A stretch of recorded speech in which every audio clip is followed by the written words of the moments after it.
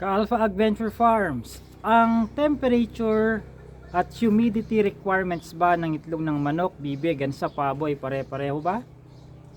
May kinalaman ngayon dyan ang pag-uusapan natin. At ang comment at katanungan na aking babasahin at sasagutin ay galing kay Erwin Maglalang TV 1662. Yun ang kanyang YouTube handle. So pinadala niya to sa YouTube channel ni Alpha Adventure Farms. So babasahin ko, Erwin. Sir, iba ba dapat ang pagka-incubate ng egg ng manok at bibe or gansa? Kasi nagpapasalang lang kami sa mga hatchery na mga hatchery. Mga itlog lang ng manok or pabo ang tinatanggap nila.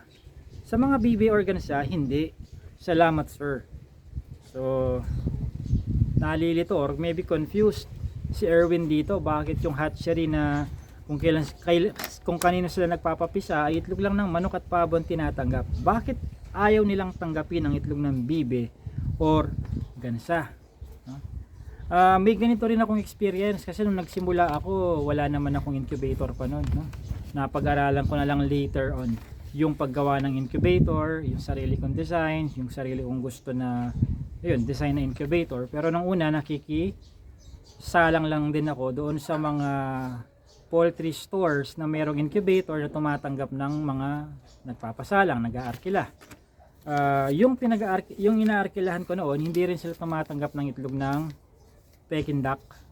Manok lang talaga, straight manok lang. Ang dahilan naman nila nung sa akin ay nasubukan na nila na magpapisa ng itlog ng Peking duck. Nabubuo ang sisiw pero hindi siya lumalabas sa shell. So yun ang kanilang naging problema. No, sa 300 daw na itlog na sinalang nila, itlog ng Peking duck, isa lang ang napisa. Pero nung chinek nila yung mga itlog, sisiw naman na sa loob, no? So nagka-phobia sila, ayaw na nilang tumanggap ng itlog ng Peking duck.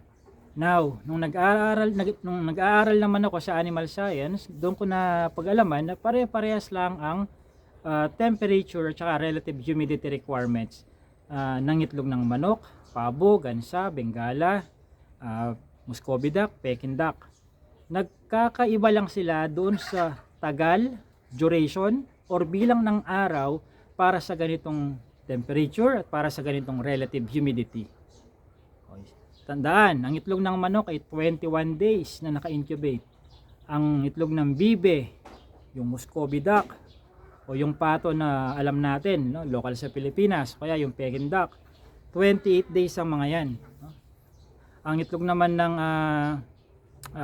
Bengala, halimbawa, yung sa mga bibe 20 to 30 days. Yun ang duration ng kanilang pati sa mga pabo, no?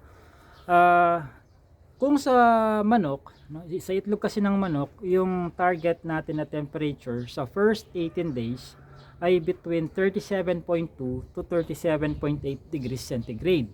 At ang kanyang relative humidity requirement sa first 18 days ng itlog ng manok pa rin ay nasa 50 to 60%. Pero sa kanyang last 3 days, ang kanyang relative humidity requirement ay nasa 70 to 80. At ang kanyang temperature ay mas mababa kaysa sa first 18 days. Sa last 3 days, ang temperature requirement ay nasa 36.8 hanggang 37.5 degrees centigrade na lang. So nag-i-intersect dun sa 37.5 degrees centigrade ang first 18 days at last 3 days na ng itlog ng manok pagdating sa temperature requirement.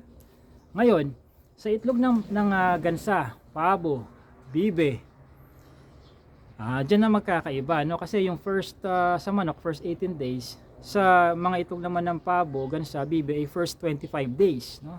First 25 days ang temperature requirement ay 37.2 to 37.8 degrees centigrade. Kung naka-automatic incubator kayo, automatic na mag-on ang heater kapag umapak sa 37.2 or kapag bumaba doon. Titigil naman ng heater, mamamatay yung source of heat ninyo kapag umapak ng 37.8 degrees centigrade. Sa mga non-chicken eggs, no? Pabo, gansa, bibe, bengala, first 25 days yon. So sa last 3 to 5 days nila, yun ang katumbas ng last 3 days sa itlog naman ng manok. So doon sila nagkakaiba, no? So kaya ang nakikita ko lang na logical answer bakit hindi tumatanggap ng itlog ng non-chicken eggs ang mga hatchery, ay kapag ang focus lang nila ay itlog ng manok. Bakit? Masisira ang programa nila syempre. Imbes na 18 days lang, ililipat na nila from the setter to hatcher ang mga eggs. Yung mga non-chicken eggs may iiwan pa doon sa setter. Masisira ang kanilang routine, ang kanilang programa. Lalo na kung ang kanilang wala silang separadong incubator para sa mga non-chicken eggs. Kung nagkakahalo-halo na doon, no? So, yun ang nakikita kong dahilan. Now, sa kaso ng kwento mo, Erwin, sabi mo dito, hindi lang naman yata itlog ng manok ang tinatanggap nila, kundi pati itlog na rin ng ano ba to? Manok at pabo, tinatanggap nila, no? Ayaw lang nilang tanggapin na itlog ng bibe at gansa. Oh. Kung yung pabo tinatanggap nila, I don't see a logical scientific reason bakit hindi mo tatanggapin yung itlog ng bibe or gansa, kasi 28 to 30 days din yan. Oh. Maybe the best thing to do dito, Erwin, ay sila mismo ang tanongin mo, no? Baka meron silang paliwanag bakit dun sa pabo 28 to 30 days din yan, yung bibit gansa 28 to 30 days din, bakit hindi nyo tinatanggap yun pero ang pabo tinatanggap nyo? Baka meron silang sariling personal na dahilan, no, bakit ayaw nilang tanggapin yun, no? Pero kung ako tatanungin mo, parehas lang kasi yan, no? Kung nagawa mo tumanggap ng itlog ng pabo, kaya mo rin tumanggap ng itlog ng bibe, ng gansa. Oh. Okay? So Erwin, ang advice ko, rektahin mo na sila. Rumekta ka sa kanila, tanungin mo ano kaya yung possible na dahilan. Malay mo, may sagot ka dun sa problema nilang yon. No? I-share mo na rin sa akin, i-comment mo sa video na to kapag nalaman mo ano yung dahilan nila. Pero sa ganang akin, nagawa nilang tumanggap ng itlog ng pabo, kaya din nilang magpapisa ng itlog ng bibe or gansa. Okay? So, ayan. Oh, by the way, Erwin, ang recommendation ko, pag-ipunan mo yung sarili mong incubator kasi may mga kalakip na risks kasi ang nakikisalang lang tayo. Una sa lahat, hindi mo alam kung gaano kadalas mag-disinfect ng incubator, yung hatchery. Pangalawa, kung marami kayong nakikisalang din doon, hindi mo alam kung yung mga kasabayan mo ay nag-disinfect ba ng itlog. Baka naman from pugad to incubator ka agad yon, no? Hindi pa man napipisa ang mga eggs mo, ang mga chicks mo may abang na kaagad na coccidiosis o kaya E. coli infection. Oh, di ba? Nalibre ka ng sakit, nalibre ng sakit ang mga manok mo. Mas maganda na yung sarili mo ang incubator. Nadidikta mo kung gaano kadalas ang paglilinis, pagde-disinfect at quality ang paggamit, hindi yung bukas-sara. Baka mamaya yung hindi ko naman sinasabing ganito ang nangyayari doon sa pinagpapapisaan mo, ano? Hindi natin alam, baka yung tauhan nila baka bukas-sara, salang lang ng salang, bahala na kung 5 minutong nakabukas ang pintuan. Ang problema kapag madalas nangyayari yun, no? Madadamay yung embryonic development rate at saka hatchability rate ng mga lahat ng nakasalang doon, hindi lang yung mga eggs na pinasalang mo. Okay?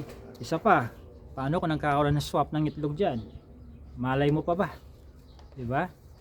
Pagka inaipalitan 2 piraso out of how many dozens na pinasalang mo, malay mo pa ba? Unlike kung sarili mo itlog, sarili mo incubator, siyempre lahat ng pinasok mo doon sa'yo lahat yun.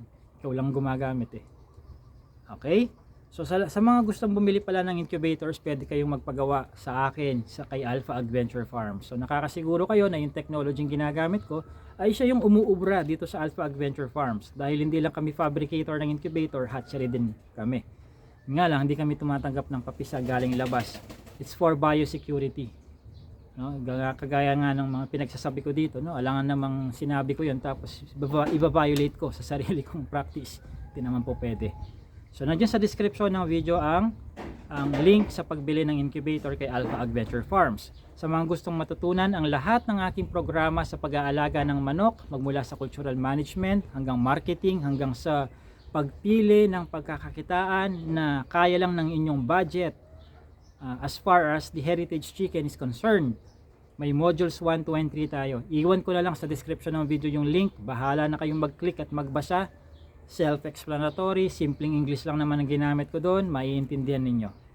This has been JC De Guzman of Alpha Adventure Farms.